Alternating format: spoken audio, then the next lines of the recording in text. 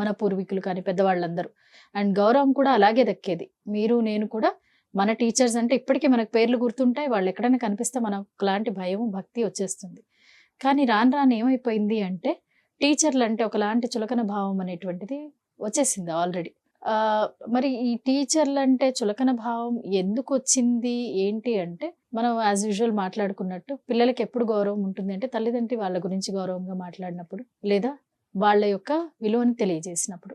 అందరికన్నా ఉన్నతమైన స్థాయిలో ఉండాలి, అందరూ మెచ్చుకోవాలి అని మా సొంత పనులు, సొంత సుఖాలు కూడా వదిలేసుకొని ఆ చైల్డ్ డెవలప్మెంట్ కోసమే పాటుపడతాం.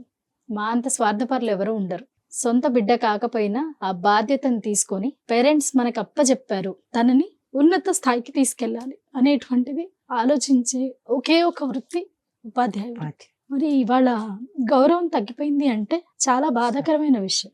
ఎందుకు అంటే ప్రతి వృత్తిని క్రియేట్ చేసేటువంటి అత్యున్నతమైన వృత్తి ఉపాధ్యాయ వృత్తి. కొంతమంది ఎంతలా కించపరుస్తున్నారంటే వీళ్ళకి ఇంకా ఏ గతి లేక టీచర్ ప్రొఫెషన్ లోకి బతకలేక బడి పంతులు అన్నట్టుగా చులకన భావం. అంటే వీళ్ళు ఎంతో కష్టపడి చదువు చెప్తున్నారు, ఎంతో కష్టపడి పిల్లల్ని చూసుకుంటున్నారు. అదంతా వదిలేసి వాళ్ళని ఒకలాంటి చులకన భావంలోకి తీసుకెళ్లి, అంటే ఆ చూపులు కూడా కొంతమంది టీచర్స్ చెప్తుంటారు, మేడం నేను మాట్లాడుతూనే ఉన్నాను వెళ్ళిపోతున్నారు, చాలా బాధ అనిపిస్తుంది,